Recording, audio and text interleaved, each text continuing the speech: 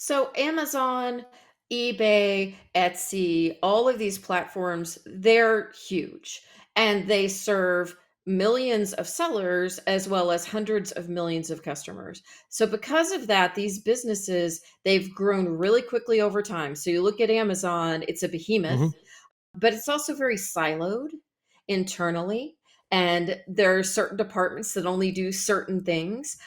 They have a lot of turnover, so they don't have a ton of training for new people sometimes. So there are problems that should be relatively easy to address and solve that are not. Are you ready to transform your life? This is a no nonsense show helping immigrants like you create generational wealth, even while working full time.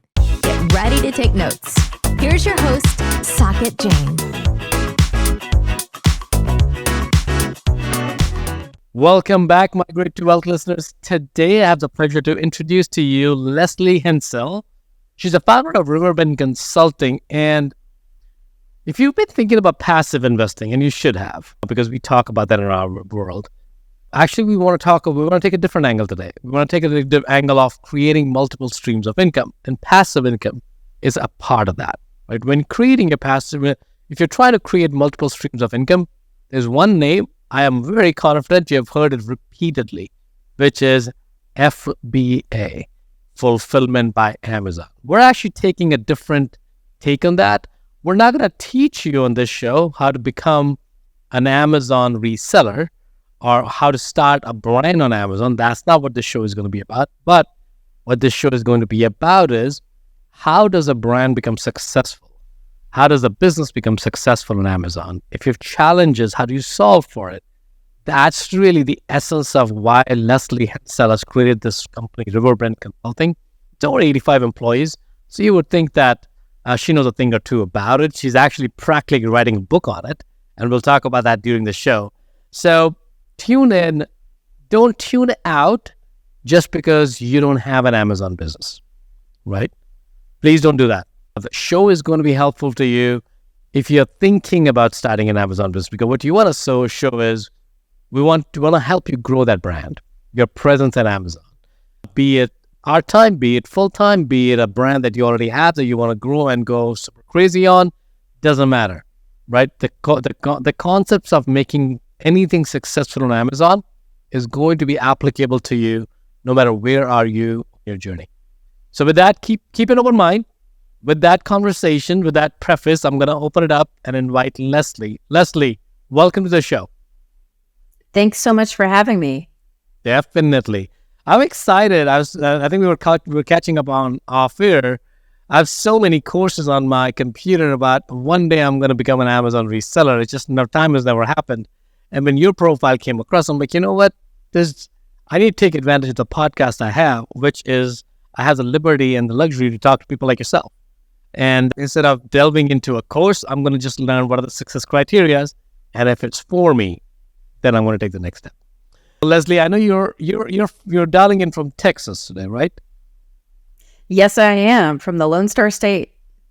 Lone Star State. I should love that. And I'm assuming and I know you're enjoying the beautiful cold weather there, which is probably not the reason why you were living in Texas, but now that's probably becoming a norm now. It's actually very warm today, but we're going to get right back into the cold and frigid. That's what it's like living in Texas. And I know it's like this too in North Carolina where you are. Yeah. It changes constantly. So you better have all 4 seasons worth of clothes available at any given time. I love that. Love that. So Lesley, let's open up with one question. Our favorite question is, what does the show, the name of the show, Migrate to Wealth, what does that mean to you? So to me, the idea of migrate to wealth is about attaining freedom. I've always believed that wealth is a tool. Money is a tool. It is not the ultimate goal. And that tool is to get you where you feel like you are personally free. So that way you can pursue the things you want to, spend your time the way that you want to, help others the way that you would like to. That is all part of being truly personally free. And wealth is one of the tools you really have to attain that freedom. Yeah, I completely agree. Lesley, how are you doing on your journey to wealth? doing pretty well, so much better than I used to. And really, a lot of that is because of that multiple streams of income with Amazon and with having a consulting business. It also gives me a lot of a feeling of stability and security of having those multiple streams of income. So, I'm not quite free left yet, but I'm getting there. Hey, you know what? There's no, you'll never be free because you'll figure something else out. If it's not monetarily, you'll figure out a cause. So you'll never be fully free. So I have a firm belief people like you and I can't be free because we'll find something to entangle ourselves with for good, right? So it's freedom by choice though. So which is good, entanglement by choice. So Lesley, let's talk a little bit more about it. Multiple streams of income. When most people growing up don't want to create multiple streams of income because they're going to go to good school, get good grades so that they can find a better job, so that they can find a high-paying better job, so they can buy a better house, they can better live lifestyle. Right? That's the life script for most of people, including me. That's how I grew up. So I have no judgment on anybody. When did the concept of multiple streams of income come to you? Oh gosh, I think it was around 2010 is when I really started looking at this idea. And it was because of challenges in my own family. I have two boys, and my older son at the time was really struggling in school. We took him to a psychologist, had him diagnosed as being on the autism spectrum, had a whole bunch of learning disorders, and we decided to homeschool him. Because he's really like a lot of kids on the spectrum. He's very smart. Right. He's just lacking skills. So we decided therapy was the way to go, all these different therapies. Well, that's when you figure out, you know what, my full-time job is not helping me because I need to have freedom during the day to spend time with this kid and give him what he needs. And that's when I started selling on Amazon because I could do it at night and on the weekend. And then after my kid went back to school 3 years later, I kept doing that Amazon nights and weekends, and we did it as a family. And we still have that business now, selling on Amazon as a family, even though I went back to working a regular consulting kind of job. Isn't that interesting that the necessity is the mother of invention, that until that time, life was perfect and you didn't need to, and you didn't understand. And I think I can almost guarantee, even until that incident happened, even if I brought a hammer and put it on your head and just said that, drill down the multiple streams of income, you probably wouldn't have paid a lot of attention. But the moment your situation changed and you had the desire, you had the need, and of course the maternal instinct kicked in, that I want to be with my child, but you have to pay the bills and hopefully grow the wealth, not just pay the bills. So I love that story. Thank you for sharing that, Lesley. So from starting an Amazon business and nights and weekends, now transitioning into running it as a family and still continue to do that, that's all amazing. Where did you start thinking about Riverbend Consulting, which essentially the core reason for its existing is to solve problem for other e-commerce sellers? Like if the Amazon account's been banned, if I understand correctly, or some of the challenges they're having at Amazon. How did you transition from being an Amazon reseller to then consulting other people on how to resolve some of the issues? So before I was a homeschooling mom / Amazon seller, I was an old school business consultant. So I helped with business operations and with marketing challenges for several years. And so once I became an Amazon seller, I started going to Amazon conferences and meeting other sellers. And I met people who had their accounts suspended from Amazon, or they were having challenges with their businesses. And so I thought, I can write a great plan of action. I've done that a million times for people who needed an SBA loan, and we were essentially doing root cause analyses and how the funds would be spent. It's really a lot of the same skills. So there was a great demand there, and I got into that consulting. And then one day I was referred a client named Joe, and I got his account reinstated after a couple of days. And he said, we should do this as a business because I've got the sales background and you've got the service and operational background. And we did. So now he's my co-founder, Joe Zalta. And 6.5 years later, we are still blowing and going and helping thousands of people on Amazon, but also on Walmart, Etsy, several other e-commerce platforms. Awesome. So, Lesley, one question there. When we talk about different platforms of being an online retailer, I'm going to use that broad term because that could mean different things. When you're an online retailer and you're using a third-party platform, like the ones you described, Etsy, Walmart, Amazon, and probably there are tons of others that I'm missing right now. What kind of help do people, why are they coming to you? Is it only account suspension? Or is it brand growth? Where does your role begin and where does it end?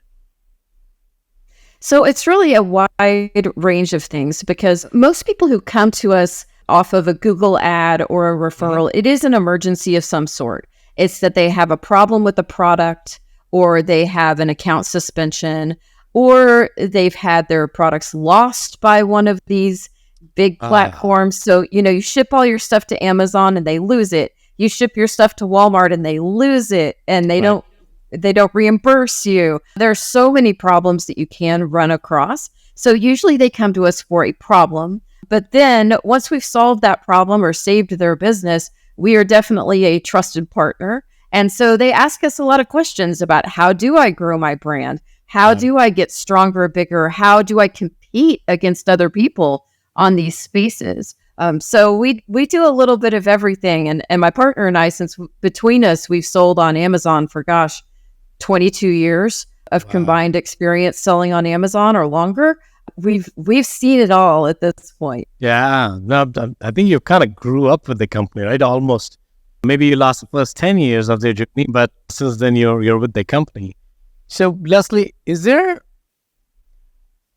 I used to work at Airbnb, right? So Airbnb is the Amazon equivalent of online because if Airbnb as a company has launched a lot of entrepreneurs in a very specific niche, which is the short-term rental. And Amazon I see is also starting a lot of businesses, but really literally a broad range of product offering, right? So I love that. What are some of the challenges that people usually face? Account suspension, we talked about, product loss. And does that happen so often that somebody's actually looking on, because Google ads are expensive. You mentioned Google ads. They're not cheap, right? So if that somebody's actually looking for this help on a scale basis, that you have to start a company, help me understand that. I never even thought about these problems. Of course, I'm not in that space. I didn't have to think about it. Give me a little bit more context on that.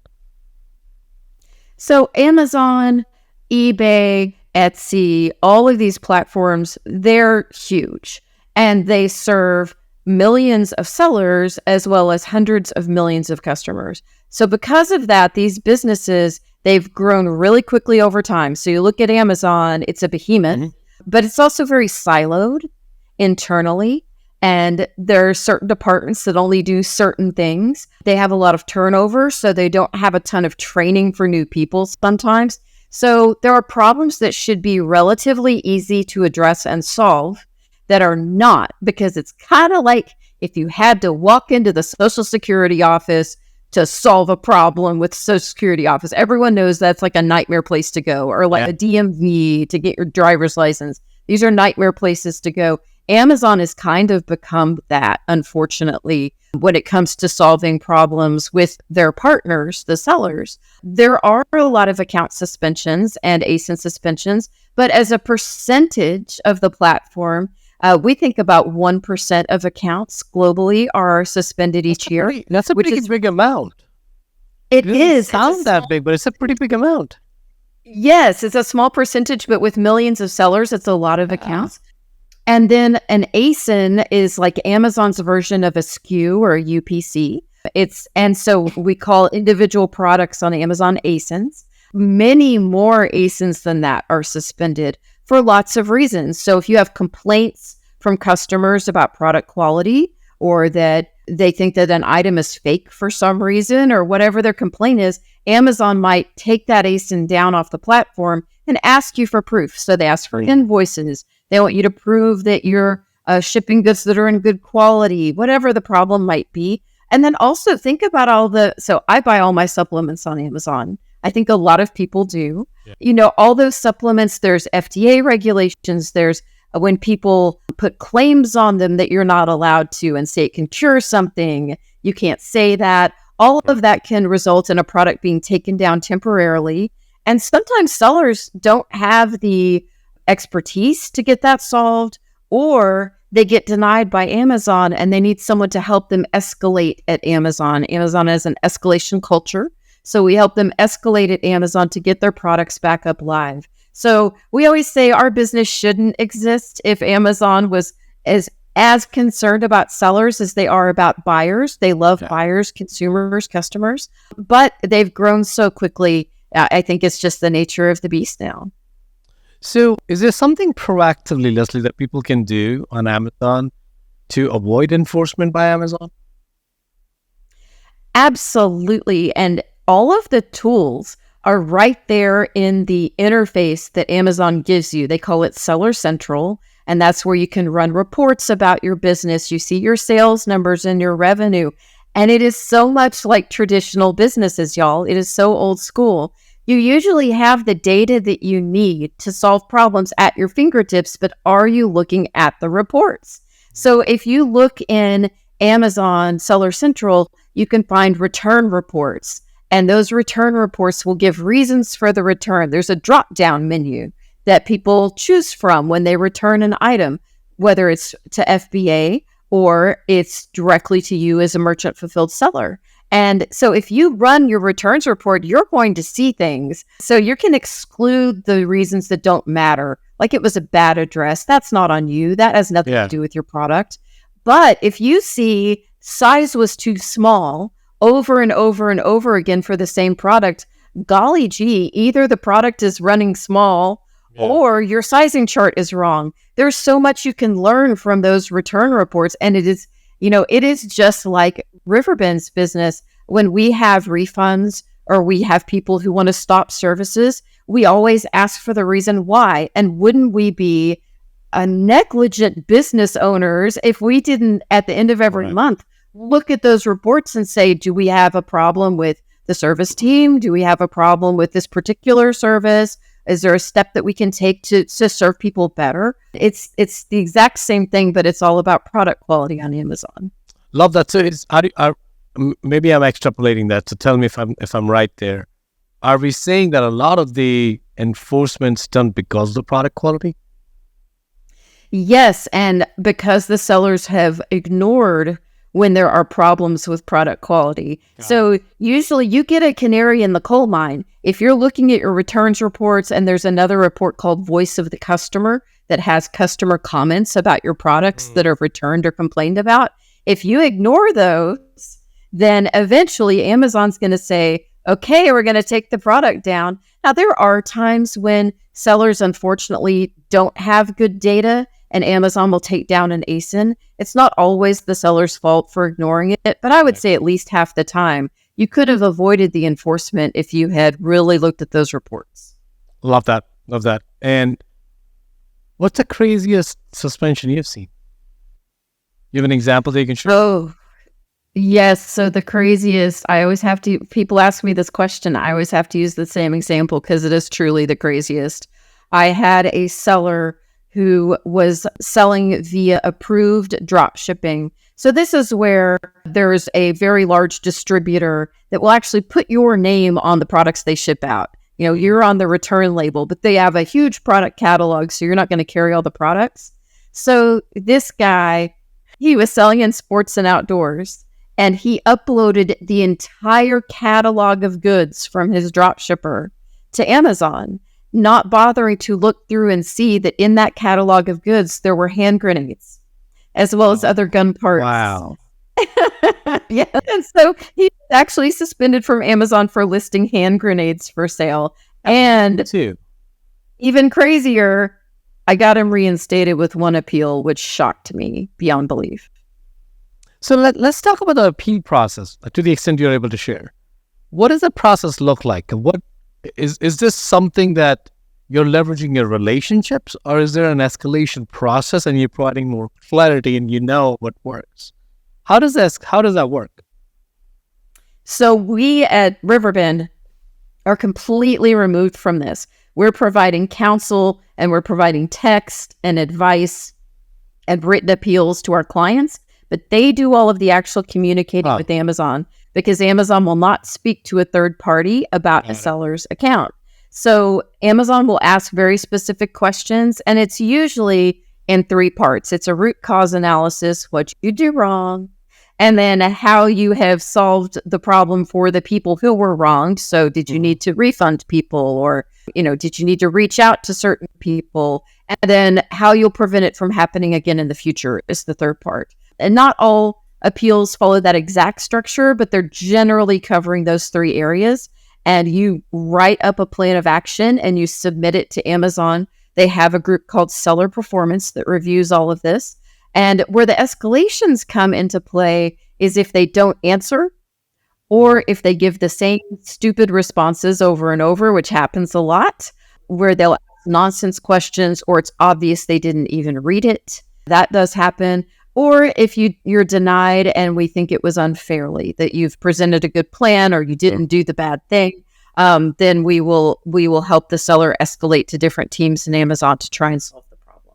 Got it. And Lesley, usually, let me ask this: what's the success rate for you guys to help sellers solve the problem?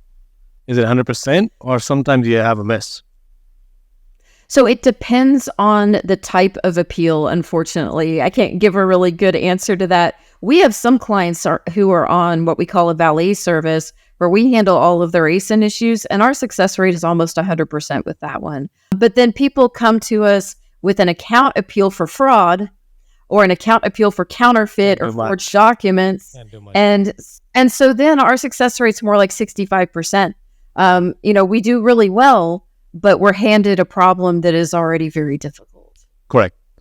I think that makes sense to me. Lesley, I'm going to ask, I should have asked you this question first, but I'm going to ask you, if somebody is thinking about starting an Amazon business, given that there are already probably millions of sellers, I have no idea what the count is, but I'm assuming because it's anything that becomes that popular, that means there's a lot of people. Is it a good time to start an Amazon business if you've never done it before? Is this a real possibility, or your competition is so big that you can't really be successful there? Does the question make sense? Yes, and it's a great question. And people ask me that frequently and reasonably, because Amazon's been around a while. So you think, is it saturated?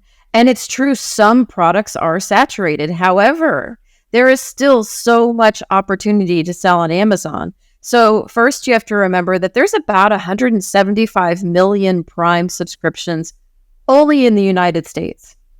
So when you expand that to multiple people living in a household, you're getting up to almost everyone in the United States has a Prime subscription they have access to through a family member. And now it's easier than ever to start selling in other countries and selling your products on Amazon in the EU, in Australia, all over the world, in India, in Japan, lots of marketplaces. So the real question for me is, can you find a product that's going to win on Amazon? Can you find things that aren't already, completely saturated, where you're competing against 200 other people on the same listing? And really, you can. And so do you mind if I share my very favorite fun strategy Let's do it. of how to do that? Let's do it. I'm sure people would love it. See, this is the reason why I said don't tune out, because you never know where the episode goes. All right, Lesley, go ahead. So my favorite strategy is called Be a Hometown Hero, because you really can become a hero in your community by selling on Amazon. And here is why. There are small businesses in your community that have products they manufacture, or specialty products in a retail store. There are places like what are they called? The business parks, where they have an office and they're making things. There are people in your community who are making products that they are selling traditionally. So they're selling them just to retail stores or through wholesalers and distributors, but they do not have a presence on Amazon. So you can go to your Chamber of Commerce meeting locally. You can go to the local small specialty stores that develop their own products, or walk those industrial areas. you're going to find people who would love for you to put their stuff on Amazon. Usually what you can negotiate is their best wholesale rate. And most of the time, they will let you do returns. So in other words, if a product doesn't work, they'll let you take it back because they, like you, understand this is an experiment. Is this product going to work on Amazon? Is there a niche that I'm not competing against, some huge dominant players? Are there keywords I can find that are going to work for this product? So I know people who use this strategy and it's fantastic. And they have found 10, 15, 20 products that are winners that sell between 20 units and 200 units a month that are all from local companies that they're the only seller on it on Amazon. And you talk about multiple streams of income. Think of each of those products or brands or suppliers as a stream of income, because just because one of them went out of business or something, you've still got 3 or 4 others, right? That are just selling and clicking along. And one thing I love, I talked at the very beginning about freedom, right? The idea of migrating to wealth being about freedom.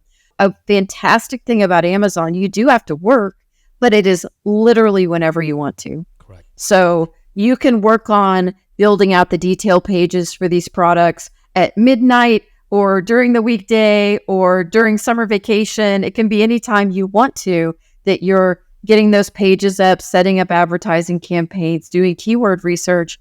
But you want to be a hero, you start moving some extra products for these guys that are where you live. And then I guarantee you that the other business owners they know who manufacture products or have these specialty goods, they're going to say, hey, you need to reach out to my friend who put my stuff on Amazon. She lives over in that subdivision, lives over in that apartment complex. He's right here. And you need that person to get your products online too. Love that, Lesley. I think this is actually very, very actionable because and it's less crowded space as well. And they're selling a unique product. You're not just selling a widget, right? You're selling something that already has a market fit. You already know that because somebody is manufacturing it, at least in your local market. So you're now removing that risk that it's a completely new product. No one's buying it. There's a need. Otherwise, these guys or gals won't be in the business for local markets. So you already have some of that proof. Now you want to scale it. Maybe there is a need, maybe there isn't a need. That's where the experimentation comes in. But your risk as an entrepreneur has been drastically reduced, right? Because what Lesley was saying is that you're building a platform for your local community to come and leverage your platform and your strength in marketing on Amazon. So you may have to learn a few skills. That's fine. We may already have those skills, and there's tons of courses available. But you're now testing it. You know what? One thing that I really loved in that whole example is, depending upon your age of your kids, you can make this probably one of the best way to educate your kids about entrepreneurship, right? They're not going to learn this until they do themselves. This is probably the safest way and the cheapest way, I would say, because the mistake's not that expensive. You don't have to teach them manufacturing. The product's already available. You're now trying to figure out how to identify something of value and find a customer for it in a way that's hopefully scalable. I love that example, Lesley. Thank you again for sharing that. I did want to ask one question on your story. When we talked about that, I think your oldest, you were saying, was on that spectrum or was identified on spectrum. So now looking back, and you said you've already engaged your family. So for our listeners who may themselves have a special need child, or they may have somebody who knows about a friend or a family who has, how does Amazon work for somebody who is on the spectrum or is in the special need? I hate to categorize people, but in the special need category, is there certain advantages they have? Are there certain help, certain additional resources that are being provided to the extent you're able to share? I actually know a lot of sellers who are on the spectrum or who have other challenges like ADD, ADHD. It is not uncommon in the entrepreneurial community to find people, who have these difficulties because they don't necessarily fit or want to fit in a day-to-day office environment. It's more challenging for them. If they can get up, move around, do things at their own pace, it's very beneficial. And linking that back to teaching children, I can tell you there were enormous benefits to having my kids work in my Amazon business, and especially that kid. He learned how to have a job early on because I would say, here's the task. You need to, ship these boxes of inventory and they need to be divided. So these products go here, these go there. Here's your packing list, and then weigh them and get me the mailing label, according to the weight. And then when he got older, take him down to UPS and drop him off. It was huge. He did our merchant fulfilled orders for several years when he was in high school. And, that is each order. You pick it, you pack it, you wrap it carefully, you put the shipping label on, and you drop it off at the post office by 5:00. And that was invaluable life skills that he learned. And I'll tell you, both my kids sure know where money comes from. We use the money from our FBA business. Task number 1 was paying for therapy. Task number 2 was paying for special needs school and tuition. Then we used it for college funds. And they learned that this was them contributing to those very real expenses in the household that were for them. And it really changed their attitude toward work over time, and much more of a helping, giving spirit, even in regular chores, because they understood the work that goes into getting the money that is for them. But for people who have kids on the spectrum who might be, flailing a little, because believe me, since I have one, he has a lot of friends that I see these guys who are 18 to 26 and they just haven't found their way. The hustle of doing a reselling business, a retail arbitrage flipping business, they're really good at that. They remember all the numbers. Once they've learned the profits, they keep it all in their heads. A lot of these kids can really do well in an Amazon business. I've been so impressed by several of the guys that I've met at conferences and events, and people who are clients who I see them, I meet them, and I'm like, you're my kid. And that's why you're so good at this. Well, that Lesley, thank you again for sharing these personal stories and these inspirational messages, because I love them. I want to be respectful of your time.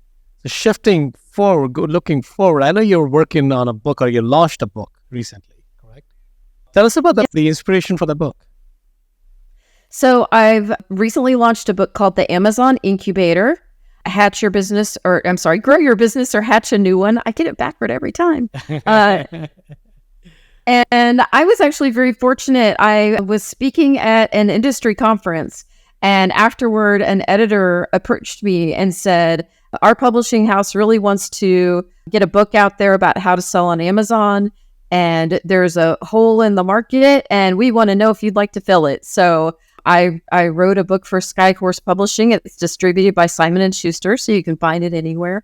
And it is really an antidote to a lot of the get rich quick out there. So if you were to search on Google or search on YouTube, how do I make money on Amazon? How do I get that extra stream of income or side hustle? Any of those keywords, man, you're going to find all of these courses, and some of them are good. Some of them are scams. It's hard to tell the difference. Also, they're all very expensive. And while I'm all about investing in a great course, if you've decided this is the thing for you, if you haven't quite decided that yet, I think it's better to make a bet on a $25 book. So what the Amazon Incubator does is it takes you from start to finish of how to set the goals, how to decide what products to sell. Do you merchant fulfill, or do you do FBA, where Amazon picks and packs and ships your orders?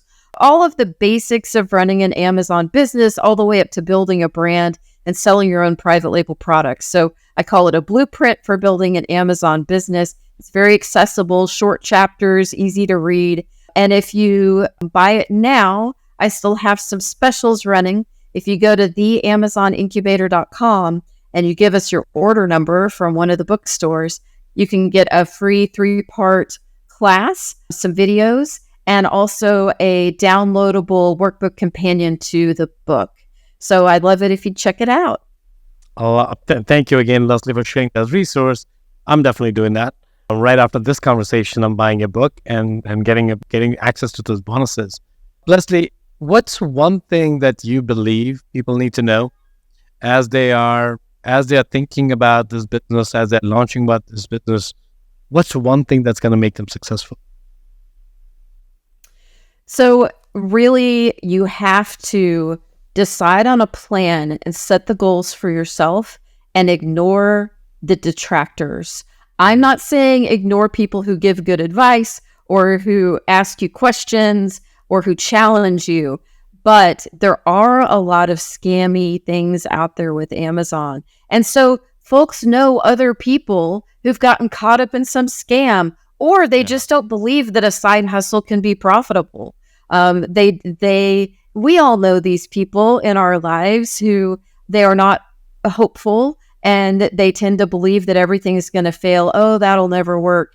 Well, Right. I'm here to tell you it really can work. You can pretty easily create a monthly stream of income of $1,000 to $3,000 as a very much side hustle. And that is very much part-time. And that's the money in your pocket at the end after your taxes that you're taking home another $1,000 to $3,000. And that's with not working that hard. You really hustle, you can turn it into an entire new, full-time income kind of stream of income. But you have to find your people who believe in that and want to challenge you. Correct. Instead of the ones who want to tell you it can't be done. It's always really hard to start something new. There's so much doubt inside yourself. So if people are feeding those doubts, try and block that out and go back to, reading the materials, learning about the system, joining a mastermind group, joining a Facebook group where there are others who are also motivated to win for themselves and their families. So important, Lesley. And thank you for sharing that, because I think you pretty much answered the next question was going to be, what's your one advice to a 20-year-old Lesley who's listening to this show? Which I really believe that's the core of it, right? Stop listening to the noise, because the noise, no matter how well-wished the noise is, it's still a noise. It's people are trying to protect you from failure because they look at failure as a wrong thing. But in the journey as an entrepreneur, failure is going to happen, and it's a good thing. And it's only a failure once you quit. It's actually not even a failure. It's really something that you wanted to accomplish, you didn't. Now you have to figure out what other ways can you achieve it. Right? It gets your problem-solving brain tackled in, and so what if you're a failure? Who cares? In the end, it's always how you're looking at it, right? I mean, when I started my business, I'm sure true for you, Lesley, is like, are you sure you want to give up a job at Airbnb? People would kill for it. I'm like, you're right. People would, and they should, but I'm done, right? When I knew it was done, it didn't matter what other people would say. And same's true for a lot of people who are saying that very few people receive the support, especially from the well-wishers, because they don't want you to fail, right? There's a risk is high. So that's why, Lesley, thank you for talking about the research like masterminds, Facebook group, where we are surrounded by people who are looking to be successful in a non-traditional manner. And when I say non-traditional, this used to be traditional manner. There were no factory jobs way back when. Everyone was trying to hustle. Everyone was trying to make money. That's really the traditional way, which has now become, unfortunately, the non-traditional way. But we'll probably have to record like 10 other episodes to talk about that topic. So Lesley, next question here is going to be more around, as you reflect back in your engagement with other folks, as you reflect back on your own life journey and people around you, where do you feel humanity as a whole has a gap right now? And where should that humanity migrate towards? So I think that the biggest gap that I see is real compassion, not thoughts and prayers compassion, but real compassion for our neighbors, for the people who live close to us. It is so easy to get on a Facebook page or an Instagram page and say that you're sad that someone you've never met who's a celebrity died, and then that gets mistaken for true compassion. There are so many gaps in our own neighborhoods. You can look around and you're going to find families who are struggling, who have special needs kids, or like my other kid, when he was 8, he had Hodgkin's lymphoma. And so now we are deeply involved in the pediatric cancer community. There are so many families out there struggling, and people don't actually reach out to them. They're more concerned about what's happening across the world or in the other side of the United States, all of that matters too. But there are people right there where you live that you could reach out a helping hand to, or just give a hug, or show up and talk, or listen. And that's where I see the biggest gap. I think one of the things about things like e-commerce and the internet that have so many benefits, the drawback is that we've lost touch with the people who are just right next door. Correct. I think that's unfortunate, really, because it's easy to be a keyboard warrior than to step to your neighbor and ask him. Right? Most of us don't even know. That's the sad part. But your point, I think if you can address that, it's easy to say you're sad about something that happened 5,000 miles away. Very easy, because it doesn't really involve. It doesn't require involvement of your spirit, of your heart, of your energy. But to go check in with a neighbor, you have to take a lot of steps, because you might not, now you have to engage in the conversation. You can't just say, how you doing? You wait for a response, and you don't know what kind of response you're going to get. So I know it's hard. I know, especially in the newer world, especially post-COVID world, I think people are comfortable in this shop now. But I would definitely say that that's one thing that's needed. So thank you for bringing that up, Lesley. Appreciate that. Lesley, towards the end of our show, I know we've probably talked like over 40 minutes now. So I'm going to, again, very want to be respectful of your time. Where can people find you and learn more about your company, about your work? How can they engage with you? So if you have challenges on Amazon, you can find us at riverbendconsulting.com. But more importantly, if you're just interested in selling on Amazon, you've thought about it, you've got ideas, you don't know where to go, or you have some specific questions, please reach out to me. You can find me on LinkedIn, Facebook, Instagram, all the regular social media channels under my name, Lesley Hensell, Hensell. I love interacting with new sellers, with people who have brands but want to be on Amazon, but they just don't know. And this isn't me trying to drum up business. This is what I do for fun on the side. Like, I just love to help and answer questions and get the thoughts going. Love that, Lesley. Thank you again for the insightful conversation. Thank you for sharing your life journey and creating a community of inspired individuals. Thank you. Thank you. It's been fun. If you got value from this episode, you might consider sharing this content with a friend. But most importantly, be sure to take action on what you've learned. One way you can take the next step is to connect directly with Socket on an investor call. That link is waiting for you in the show notes below.